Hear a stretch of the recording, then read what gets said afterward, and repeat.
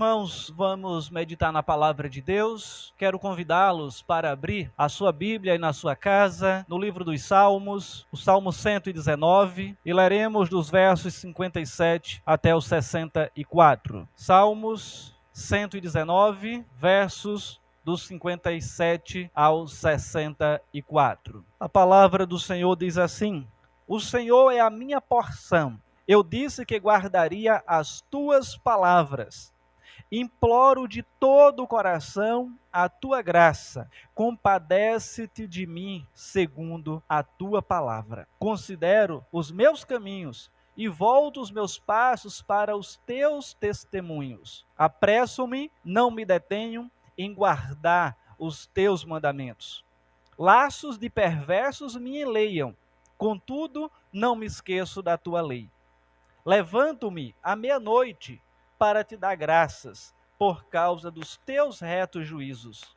Companheiro sou de todos os que te temem e dos que guardam os teus preceitos.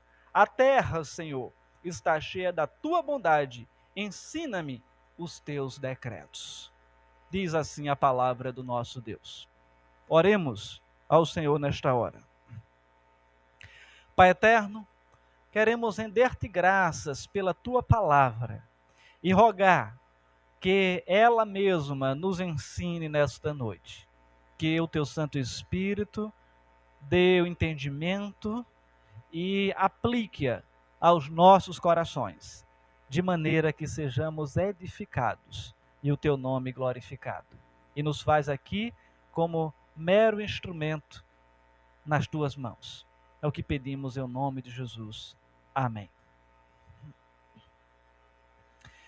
Irmãos, como já tenho feito em outros domingos, estamos, sempre que possível, fazendo a exposição do Salmo 119, e durante esse ano essa já é a 8ª, quando estamos agora na 8ª estrofe deste Salmo, que contém 22 de 8 versículos cada.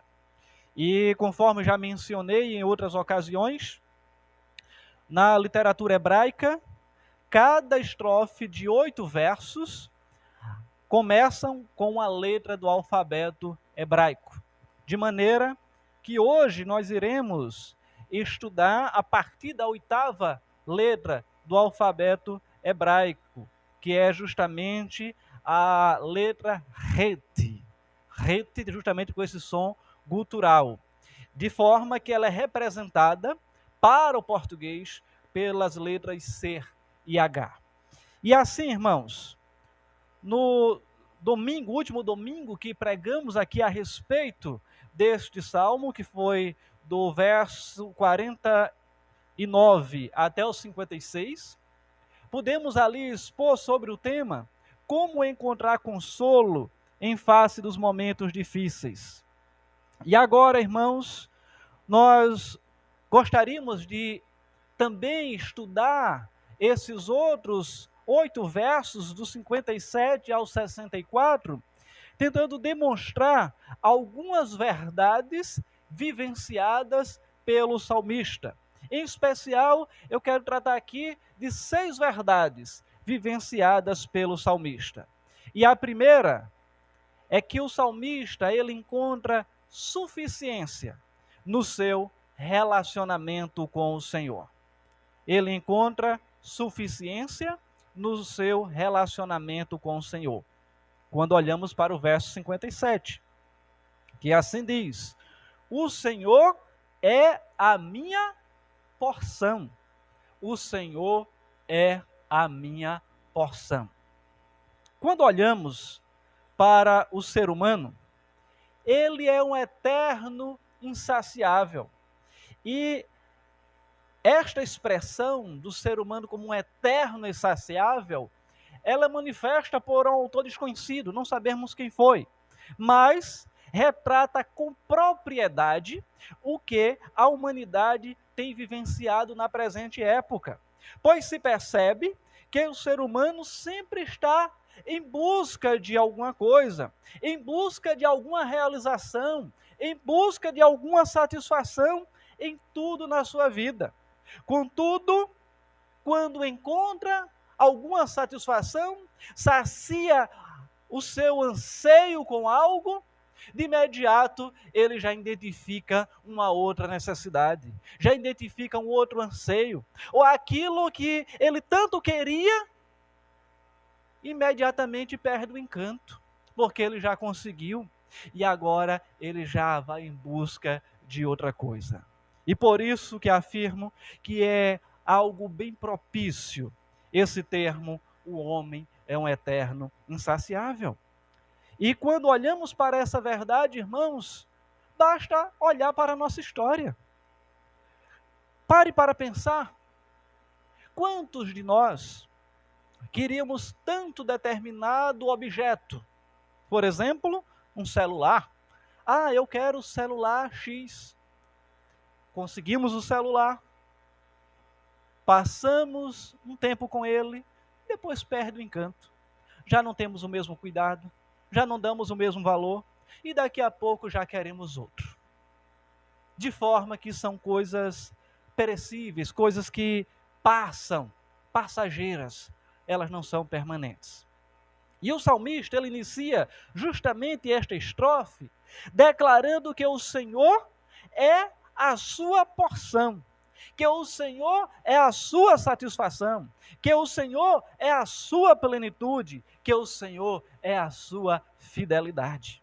E a expressão usada pelo salmista faz alusão aos levitas, quando da divisão da terra entre as tribos, e eles não tinham parte definida para si, ali daquela partição, ou da repartição.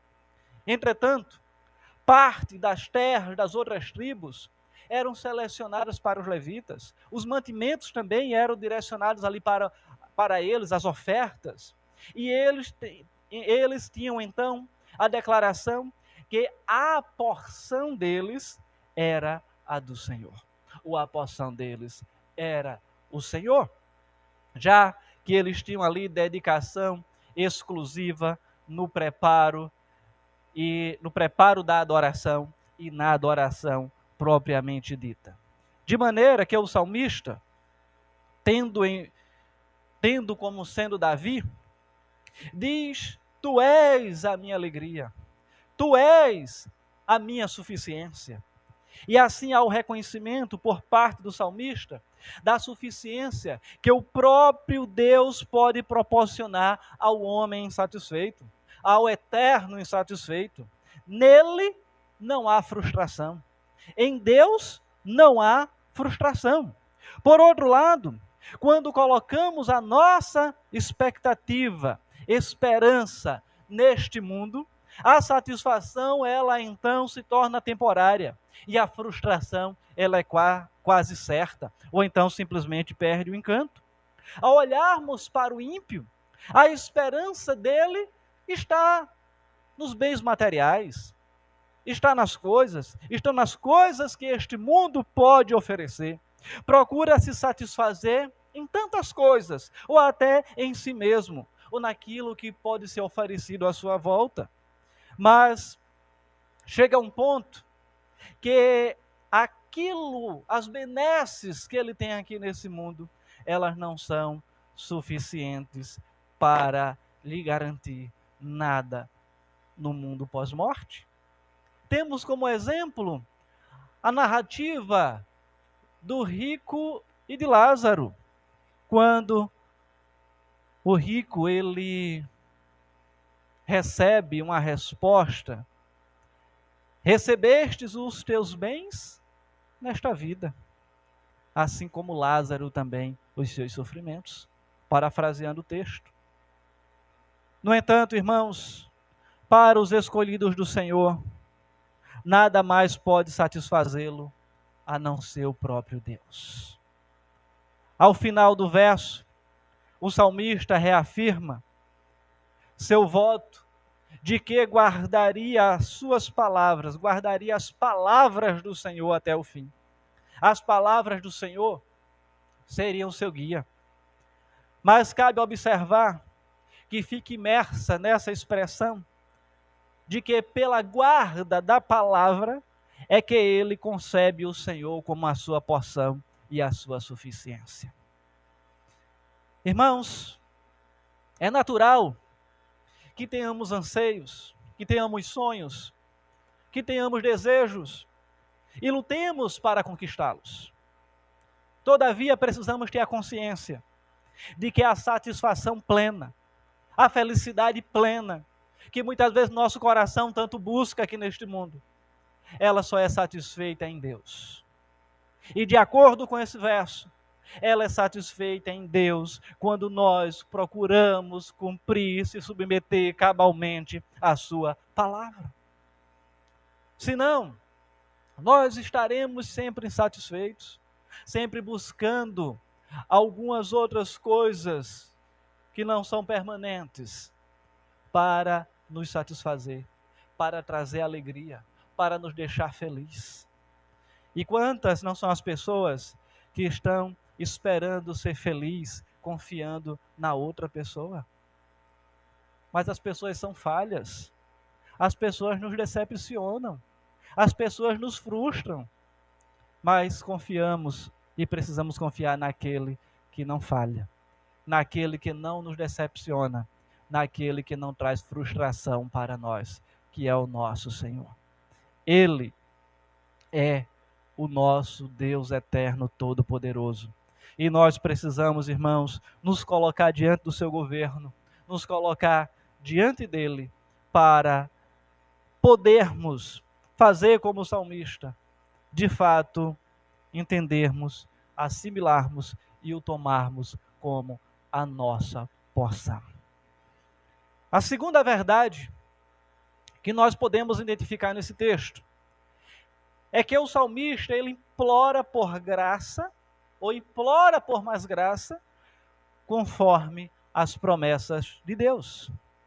No verso 58, partindo da perspectiva do verso anterior, onde ele encontra plena satisfação no Senhor, agora o salmista se volta para Deus, é uma petição rogando um dispensar da graça de Deus sobre a sua vida. Em outras palavras, ele está dizendo: eu tenho plena satisfação no Senhor, e reconheço que isso é fruto da graça de Deus, mas eu não quero decair desse estado de graça, eu não quero perder esse senso de satisfação. Então ele se derrama diante de Deus, de todo o coração, e ele pede: Senhor, flui mais graça sobre mim, derrama mais graça sobre a minha vida, para que eu permaneça satisfeito, para que eu permaneça pleno no Senhor. Ele renova seu desejo por Deus. Ele é um daqueles que antes poderia ter rejeitado a palavra de Deus, ao se deleitar no pecado, mas ao experimentar da plenitude do Senhor, ele implora o favor de Deus de todo o seu coração, não tendo espaço para frieza, não tendo o espaço para retorno, não tendo espaço para o legalismo. E ao implorar ao Senhor, ele se utiliza das promessas de Deus em sua palavra. Ele faz isso segundo a tua palavra. Ele diz: faz isso segundo a tua palavra. Renova a minha alma segundo a tua palavra, que é o que diz o final do verso 58, quando ele diz: imploro de todo o coração a tua graça, compadece-te de mim, segundo a tua palavra. É a ênfase que ele dá aqui. Ele diz: o Senhor, então, ele prometeu que iria derramar graça, e eu quero receber dessa graça, mas eu quero recebê-la porque está escrito. Interessante, irmãos, que não podemos demandar o favor de Deus como se ele estivesse nos devendo, como se fosse um débito, mas demandar o favor de Deus como um pedinte. Na linguagem bíblica, Deus se torna devedor ao prometer, mas a sensação de quem pede é de um pedinte, de um mendigo, de alguém que se coloca diante de Deus e diz: Senhor, derrama da tua graça. Eu não sou merecedor, mas derrama da tua graça sobre a minha vida. Então não é a atitude de alguém que cobra, mas alguém que requer do Senhor, que cumpra a sua palavra, conforme a sua promessa, que derrame graça e mais graça, para que o pecador, para que o indivíduo, ele se deleite na satisfação em um Deus eterno, todo-poderoso. E a alma graciosa, ela está fundamentada, aquela que é agraciada, melhor dizendo, essa graça e essa satisfação está fundamentada na palavra do Senhor e no favor de Deus. Nós olhamos para o exemplo de Jacó. Jacó agarrou o anjo, né, que tem até uma canção aí, né, das antigas, dizendo que Jacó agarrou o anjo.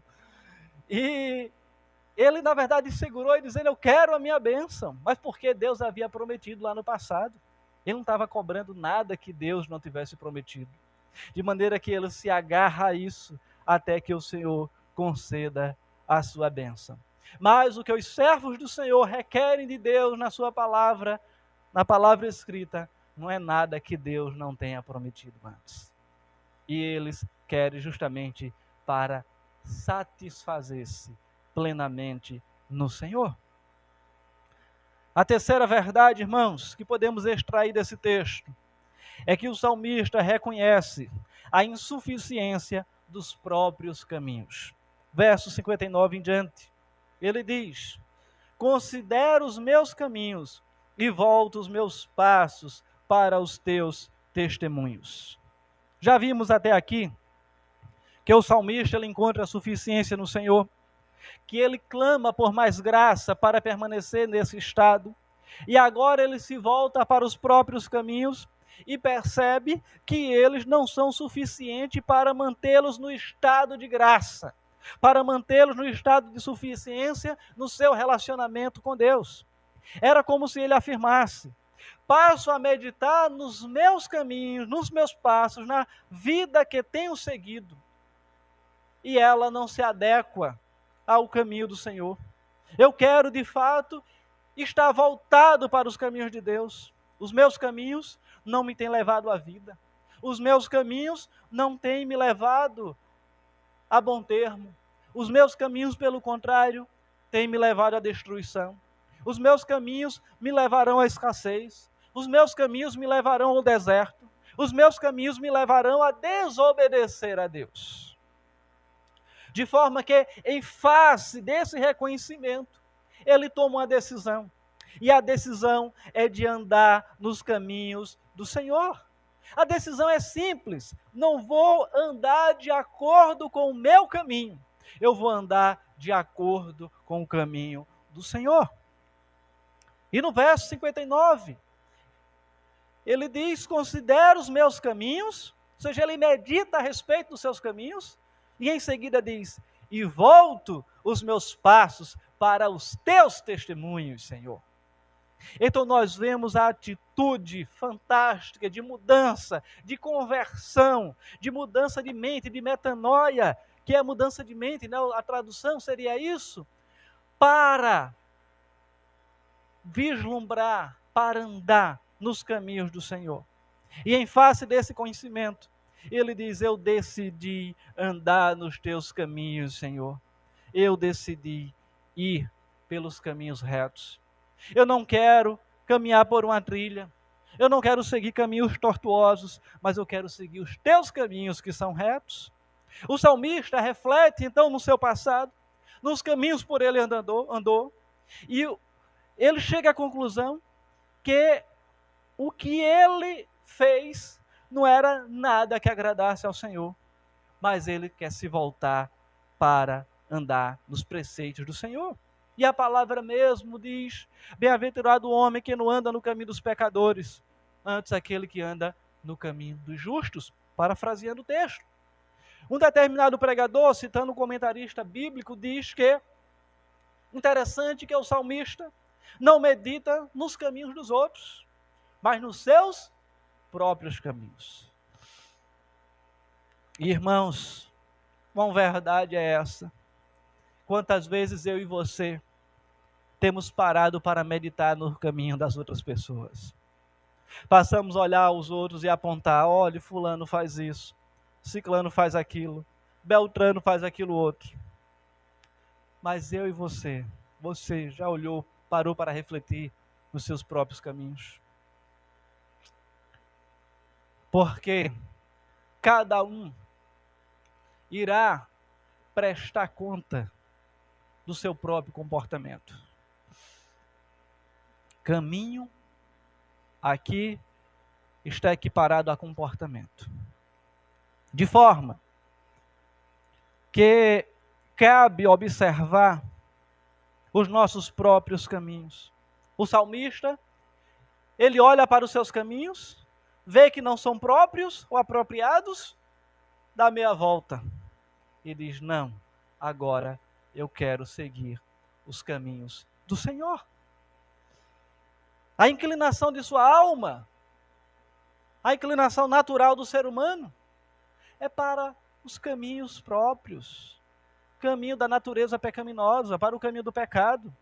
Mas quando paramos e vislumbrando, passamos a olhar com os olhos do Senhor, com os olhos bíblicos, com a perspectiva bíblica, com a cosmovisão cristã, nós somos desafiados a rever os nossos caminhos. No verso 60 é perceptível que ele faz isso sem demora. Acompanhe comigo. Apresso-me, não me detenho em guardar os teus mandamentos. Laços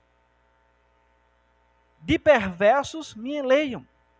Mas até o 60 por enquanto. Eu já li o início do 61. Apresso-me, não me detenho em guardar os teus mandamentos.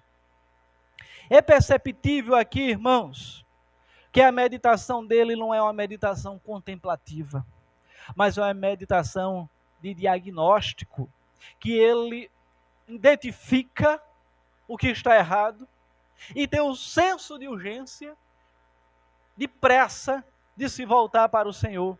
É agora, eu mudo de rota e sigo os caminhos do Senhor, não mais os meus caminhos. Eu não me detenho nos meus caminhos, eu não vou perder tempo nos meus caminhos. Cabe ressaltar que quando se está debaixo da convicção de pecado, devemos ter a consciência clara que neste calor de convicção é que seremos modelados. Tendo atitude de mudança, seremos mudados segundo a orientação da palavra de Deus. Mas não tendo uma atitude de mudança, às vezes nosso coração vai ficando cauterizado, insensível à palavra de Deus. E o Espírito Santo, ele vai se apagando a sua chama. Quando a palavra do Senhor diz: não apagueis o Espírito, nós somos então desafiados a rever o nosso caminho. De forma que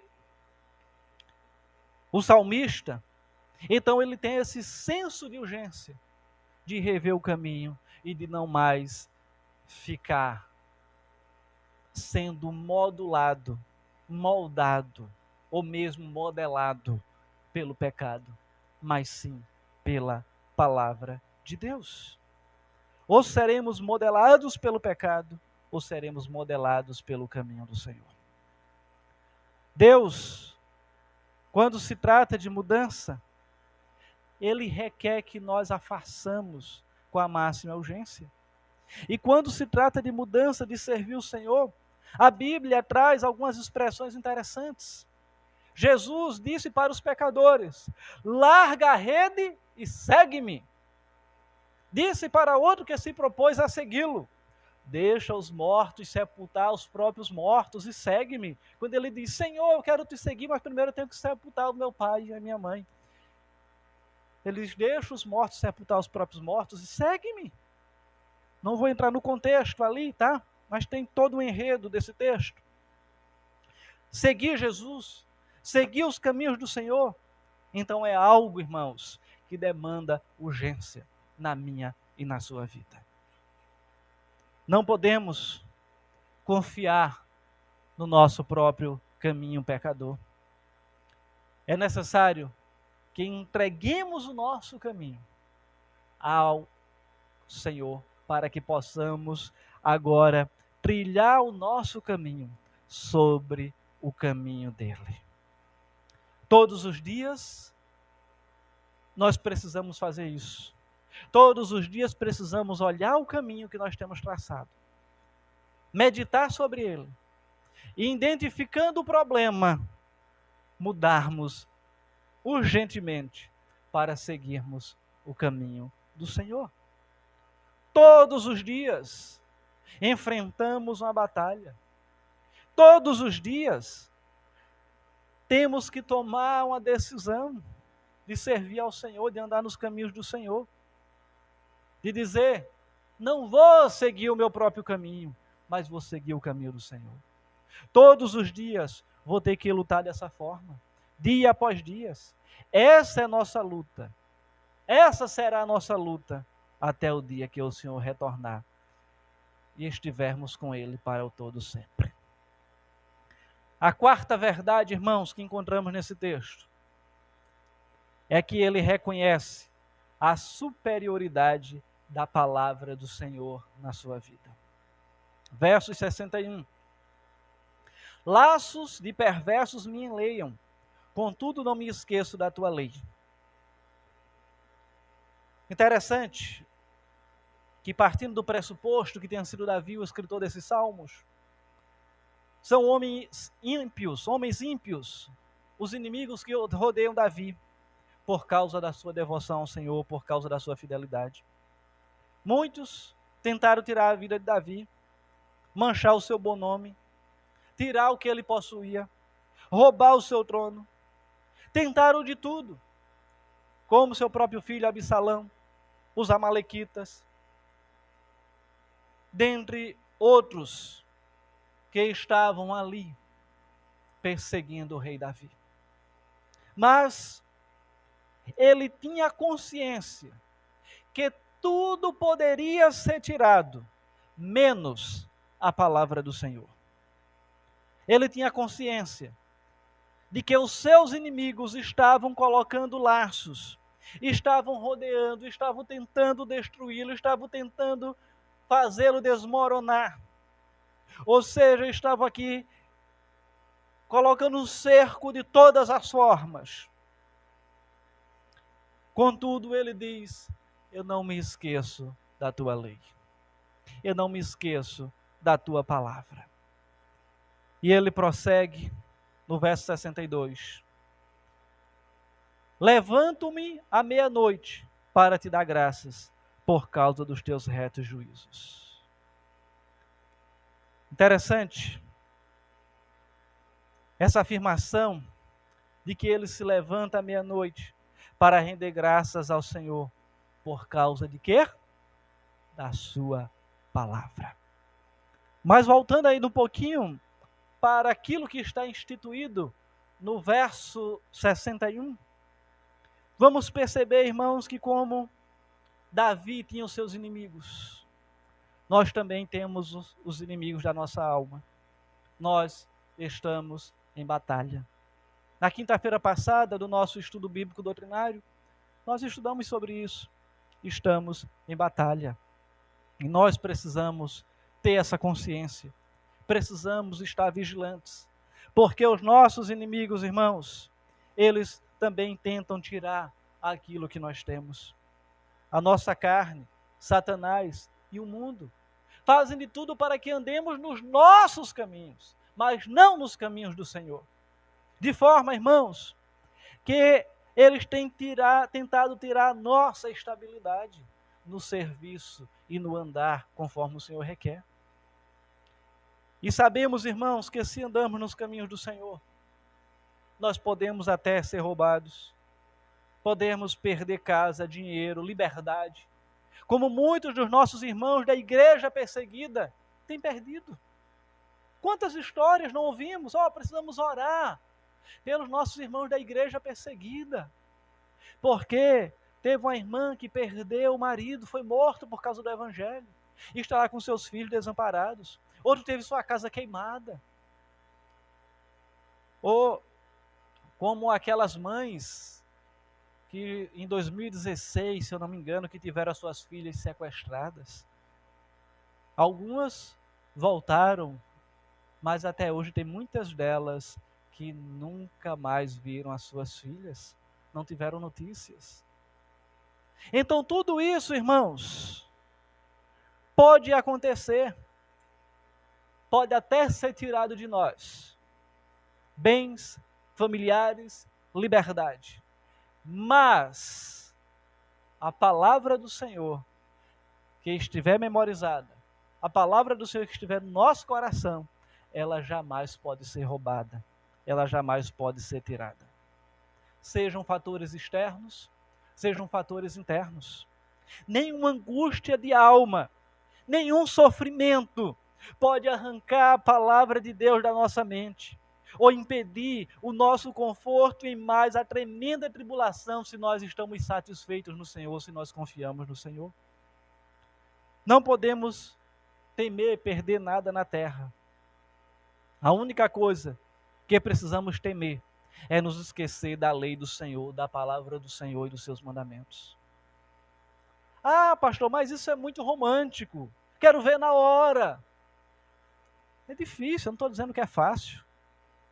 Perder bens, perder familiares. Não, não é fácil. Traz sofrimento, traz dor. Nós somos feitos ainda aqui de materiais que são sensíveis. Nossas sensações, nossos sentimentos nos levam a isso. Mas o que eu quero pontuar, conforme o salmista nos ensina, é que a palavra de Deus ela é superior a tudo isso.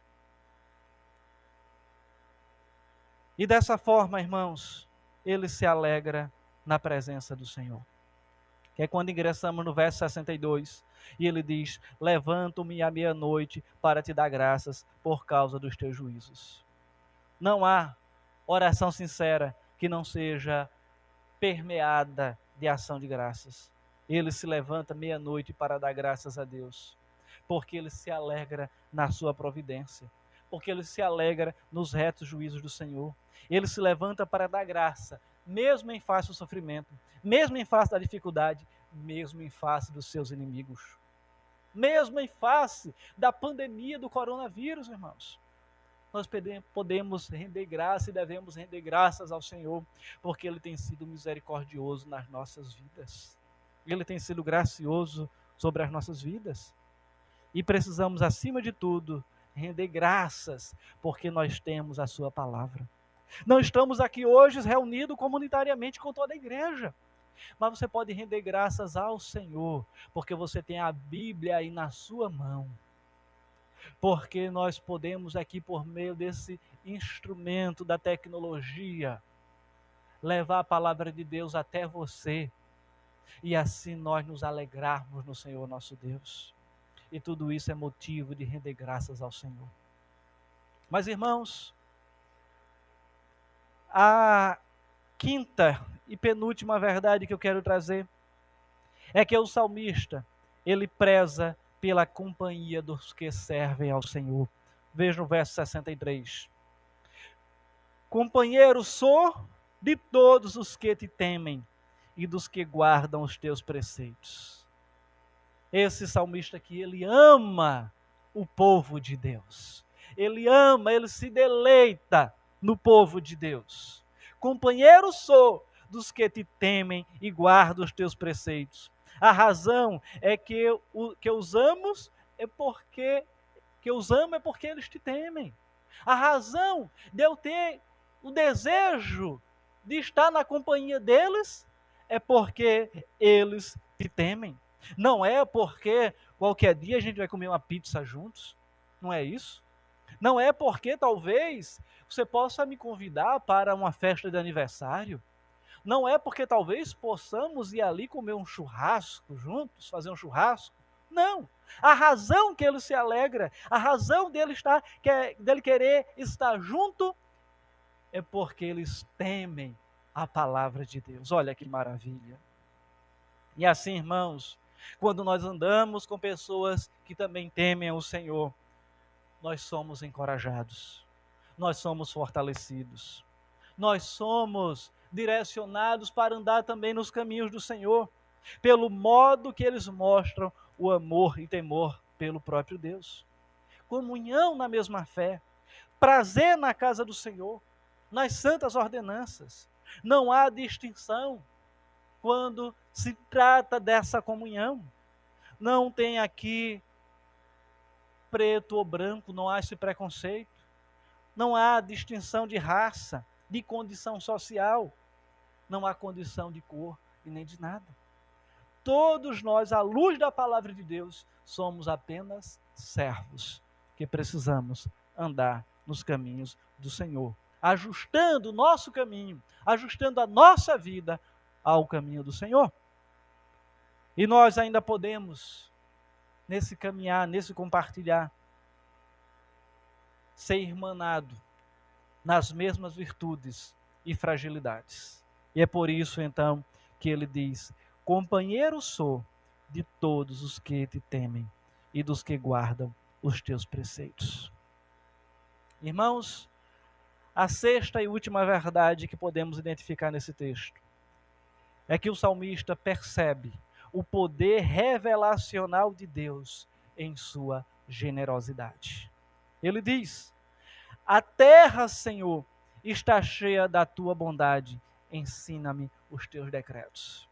E o ensino dos decretos é a revelação de Deus. E ele se revela por meio da revelação especial em Cristo Jesus, não podemos esquecer disso, mas também pela revelação geral. A revelação especial, sua palavra, que anuncia Cristo Jesus, mas também a revelação geral. De forma que ele olha para a terra e diz: está cheia da tua bondade. A terra está cheia da misericórdia, o desejo e bondade do Senhor.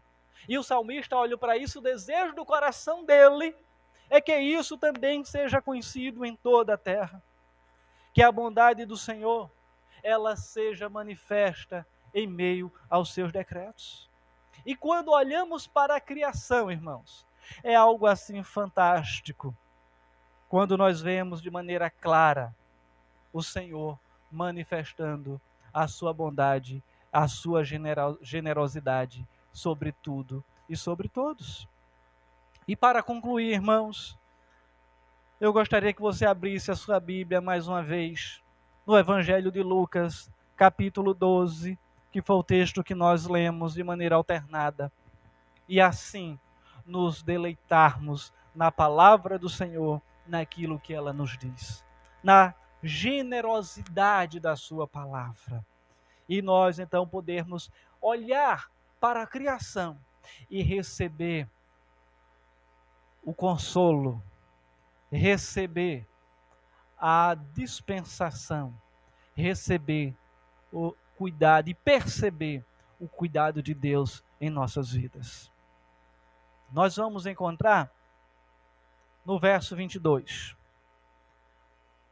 Interessante que essa é uma palavra de consolo para nós que andamos ansiosos, para qualquer um que anda ansioso nesta vida, ansioso em face dessa pandemia do Covid-19. Leamos, a palavra do Senhor nos diz: a seguir dirigiu-se Jesus aos seus discípulos, dizendo: por isso eu vos advirto, não andeis ansiosos pela vossa vida, quanto ao que haveis de comer, nem pelo vosso corpo, quanto ao que haveis de vestir. Porque a vida é mais do que o alimento, e o corpo mais do que as vestes. Observai os corvos, os quais não semeiam, nem ceifam, não têm despensa nem celeiros, todavia preste bem atenção, Deus os sustenta. E aí vem a pergunta: quanto mais valeis do que as aves? Qual de vós, por ansioso que esteja, pode acrescentar um côvado ao curso da sua vida? Está ansioso? Eu vou morrer por causa do coronavírus. Se não chegou os dias determinados pelo Senhor, você não vai morrer por causa do coronavírus. Mas se chegou o dia, pode ser do coronavírus, pode ser de um mero espirro, mas você vai partir. Não tem para onde correr. Porque nós não temos o poder de acrescentar mais o muito nem o pouco. Com isso também agora não vá se apoiar e dizer, agora eu vou sair aqui, vou em todo lugar, porque eu quero pegar o coronavírus, porque eu não vou morrer. Opa, não é isso que eu estou dizendo não, tenha calma. Aí você está tentando a Deus. Mantenhamos as nossas precauções, mas vamos continuar no texto. Verso 26. Se, portanto, nada podeis fazer quanto às coisas mínimas, por que andais ansiosos pelas outras? E eu acho esse versículo fantástico. Observai os lírios, eles não fiam nem tecem. Eu, contudo, vos afirmo que nem Salomão, em toda a sua glória, se vestiu como qualquer deles. 28. Ora, se Deus veste assim a erva que hoje está no campo e amanhã é lançada no forno, quanto mais tratando-se de vós, homens de pequena fé. Não andeis ansiosos, pois a indagar o que haveis de comer ou beber, e não vos entregueis a inquietações, porque os gentios de todo o mundo é porque procuram estas coisas, mas vosso Pai sabe que necessitai delas. Buscai, antes de tudo, o seu reino, e estas coisas vos serão acrescentadas. Palavra de consolo, palavra que o Senhor nos traz. Irmãos, o que é que você tem feito nesse tempo? Nesse tempo de isolamento social ou de afastamento social, o que é que você tem feito? A palavra diz, buscai antes de tudo o seu reino, e estas coisas vos serão acrescentadas. Irmãos, eu tenho me preocupado com a frequência dos irmãos nas transmissões. Porque eu fico me perguntando, se os irmãos estão em casa, o que é que eles estão fazendo uma hora dessa? O que será que eles estão assistindo ou estão acessando? Todos os dias, pelo aplicativo Jitsi, das 19h30 às 20h30, nós temos uma transmissão. E nós precisamos, irmãos, ter esse momento juntos, para orarmos, para refletirmos na palavra de Deus, para termos esse momento de comunhão. Eu sei que às vezes tem alguns que têm algumas dificuldades particulares, e o horário às vezes pode ser justamente naquele horário, mas talvez não seja o seu caso. Vamos, irmãos, nos colocar então diante do Senhor nesse momento, rogando que Ele continue cuidando de nós e confiemos então nessas verdades. Deus é aquele que se manifesta por meio do poder revelacional em sua generosidade. O salmista, ele preza pela companhia dos que servem ao Senhor. O salmista, ele reconhece a superioridade da palavra. O salmista, ele reconhece a insuficiência dos seus próprios caminhos. O salmista, ele implorou por mais graça conforme as promessas de Deus. E o salmista, ele encontrou suficiência no seu relacionamento com o Senhor. Que nós, de fato, encontremos essa satisfação, essa suficiência, essa plenitude na palavra do Senhor. Que possamos afirmar, o Senhor é a minha porção. Que o Senhor nos